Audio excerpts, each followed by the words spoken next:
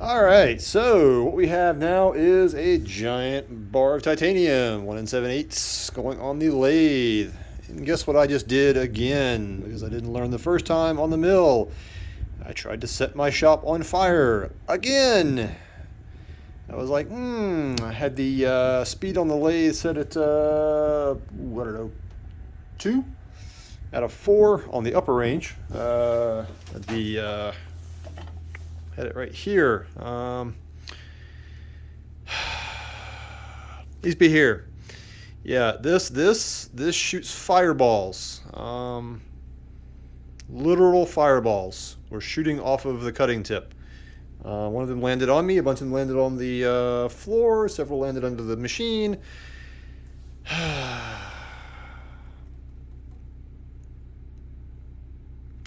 Thought I'd learned on the lathe or the mill. Nope.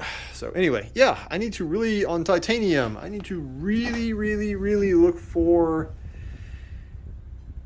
the cutting edge tip right here. There was a little bit of a, you could see a little bit of a red glow coming off of it. And I was like, is it going too fast? I've got it on the medium speed. Like I usually run aluminum on this speed here, and I run steel here. And I've hardly ever used this because usually if you try to run like aluminum on this speed, it just doesn't work very well. It doesn't form a chip. It just makes rat's nest. Yeah, titanium just likes really ridiculously low speeds. I'm not talking back gear level speeds. This guy, it's still in high range, but this is the lowest speed on the high range. Obviously, the low range would be for tapping and doing single point threading and whatnot. Yeah, I took and ran the insert on there, and insert caught on fire and started shooting fireballs everywhere. Nice big, lovely little. On this one, this wasn't quite as bad as the mill because I had the mill running way too fast. The mill was throwing golf ball size fireballs all over the shop. This was only throwing marble size fireballs. Mind you, these fireballs were literally white, glowing white like magnesium. Odd thing about titanium, I never knew that it actually auto ignites when it gets hot enough. It's very resistant to high temperatures, but when it hits that critical point, boy, it just goes up like a bonfire. Luckily, I cleaned up underneath the lathe before starting. I vacuumed up all of the leftover nylon and Delrin that I'd been cutting because I figured that might be a fire hazard on this. And sure enough, I started throwing fireballs everywhere. So yeah, so swapped out the insert, put a new rotated the insert out. These have a negative rake on them on the geometry, so these inserts are nice because you can get 6 cuts out of these guys because they don't have tapered sides of them.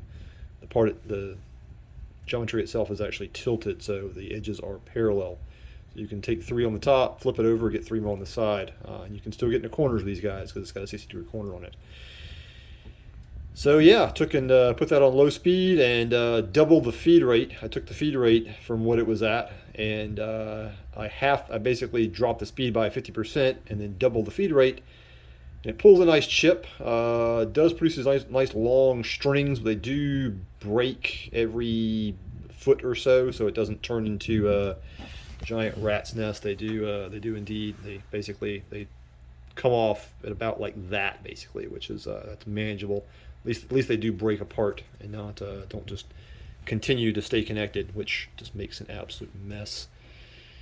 Anyway, yeah, so titanium. Anybody out there that wants to turn titanium on a mill or a lathe, whatever speed you think you're going to run it on, you're going too fast. I think the mill was asking for, when I did the feed and speed calculator on titanium, the stuff on the milling machine, it was asking for like 300 RPMs on a machine that has a max of 4,000. So it's just snail pace slow. Take a nice big chip, but keep the RPMs low. I'm going to keep cutting on this guy. I've got another little less than a 1/4 inch to turn on the diameter on this guy, down to the diameter of the shoulder of the square. That will be the hypotenuse of the square, the corners. I'll turn that down to 1.575, which is the corner diameter of the square, and then I'll move in 200 thousandths, and I'll do the 1 1/4 for the interface with the handle of the head. I think it's like 1.222, I believe, is the number. I'll double check that because I've already machined the aluminum handle. I can just double check that with a pair of calipers just to make sure, because I know if the aluminum fit in there, then obviously the titanium, if I turn the titanium to the same size, it will fit, because I've already got a part that already works. So it's very nice, because I'm usually just eyeballing it and check and recheck, at least with that I actually know. So anyway, yeah, had to drop the speed down really low on this guy, because I wound up trying to catch my shop on fire again for the second time on this project on Mjölnir. So anyway, be warned, people, titanium is dangerous.